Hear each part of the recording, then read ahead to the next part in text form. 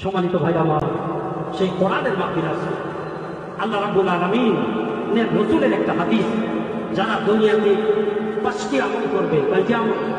চিল্লায় বলেন কয়টি? 5টি আমল যারা দুনিয়াতে করবে, এদের জন্য আল্লাহর এই জান্নাত অপেক্ষায় থাকবে। কয়টি আমল? قال النبي صلى الله عليه وسلم إن الجنة تشتاق إلى 5 نفر: قارئ القرآن وحافظ اللسان ومطعم الجيعان ومكفي العريان ومن صلى على حبيب الرحمن। আল্লাহর হাবিব বলেন, পৃথিবীতে যারা 5টি আমল করবে, আল্লাহ তো এই জান্নাত তাদের জন্য অপেক্ষা করবে।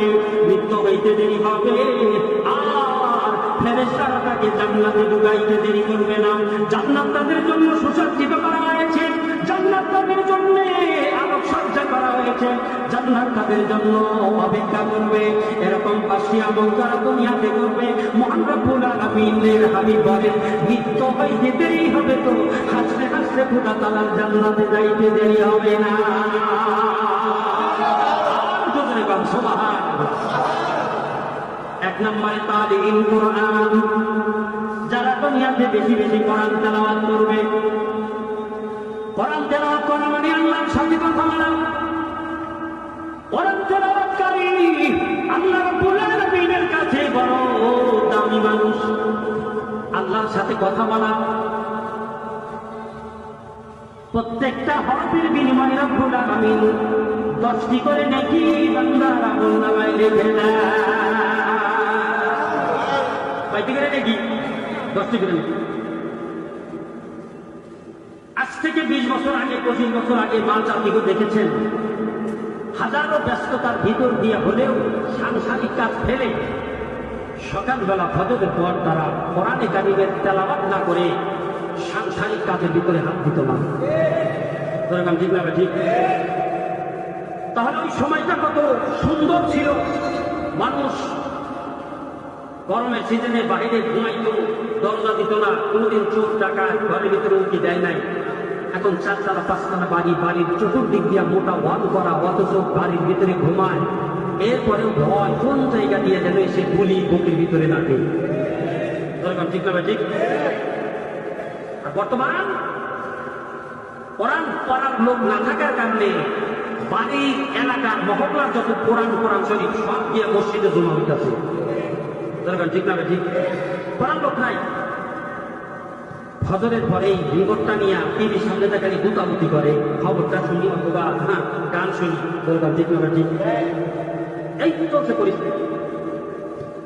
এই জন্য শান্তি আল্লাহ পাক উঠে দিছে, শান্তির প্রতীক ঘর থেকে বের করে মসজিদে পাঠিয়ে দেওয়া হয়েছে। ঘরের ভিতরে শান্তির প্রতীক কোরআন না থাকার কারণে শান্তি আল্লাহ পাক ঘর থেকে উঠে নিয়ে প্রত্যেকের ঘরের ভিতরে আল্লাহ পাক অশান্তি ঢুকাই দিচ্ছে। কথা ঠিক না? ঠিক। ঠিক হইলে একটু জোরে সোরে ঠিক হ্যাঁ না হয়ে। শান্তি কেন নাই রে দুনিয়ায়, ভাবো নিরালায়, শান্তি কেন নাই রে দুনিয়ায়।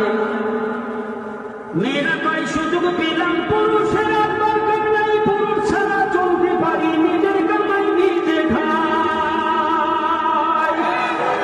ও তাই বিমান থেকে শুরু করে রিক্সা গাড়ি, দোকানদারি, হুন্ডার গাড়ি সব চালাই, শান্তি কেন নাই রে তুই বলেন, ভাবো নিরালায়, শান্তি কেন। কথা কি বাস্তব বললাম না? সন্তানে তোমাদের চোখ উপরে উঠতে উঠাইতে যায়, বাবার কথা কি আর মানে না, মায়ের কথা শোনে না। মা যদি একটা কথা বলে, সন্তান 5টা কথা শোনায় দেন। সন্তান বলে বেশি কথা কইবা তো সামনে মানলে গরু করে দিন। দরকার ঠিক না?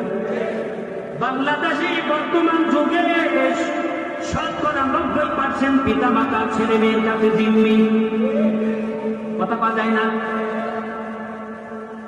খারাপ কারণ আল্লাহ কোরআন ছেড়ে দেওয়ার কারণে। মা কোরআন শরীফ তেলাওয়াত করবে, এটা আসল, এটা তাসির। আল্লাহ রাব্বুল আলামিন সন্তানদের ভিতরে আল্লাহ পাক ঢুকিয়ে দিবে, কোরআনের কাছে আসতে হবে। কোরআন যারা তেলাওয়াত করবে, সকালবেলা ফজরের নামাজের পর যদি আসিন সূরা তেলাওয়াত করে, কেতাবের ভিতরে এসেছে মাগরিব পর্যন্ত আল্লাহ রাব্বুল আলামিন তাকে সমস্ত আপদ বিপদ বালা মুসিবত থেকে আল্লাহ হেফাজত করবে। মাগরিবের পর যদি কেউ সূরা ওয়াকিয়া পাঠ করে, কয়েকটা উপকারের কথা এসেছে, ফজিলতের কথা এসেছে। এক নাম্বার ফজিলত হলো, যেই পরিবারের মাগরিবের পরে সূরা ওয়াকিয়া তেলাওয়াত করবে, ওই বংশে ওই পরিবারে আল্লাহ রাব্বুল আলামিন কোনদিন অনাহার এবং ক্ষুধা আল্লাহ পাঠাবে না। ক্ষুধা হবে না, অভাবে করবে না, কোনদিন তার অভাব হবে না। আল্লাহ পাক রাত্রে, পুরা রাত্রিতে আল্লাহ রাব্বুল আলামিন ওই ব্যক্তির উপরে সাকিনা নাযিল করেন। চিন্তা করেন সুবহানাল্লাহ। মানে কোরআন পড়বো না ছাড়বো, কোরআন পড়বো না ছাড়বো। এই মাদ্রাসার যারা ছাত্র নিয়েছেন কত ভাগ্যবান তারা। কিতাবের ভিতরে এসেছে 10 জন জাহান্নামীকে সঙ্গে নিয়ে হাফেজে কোরআন আলেম দিন জান্নাতে চলে যাবে।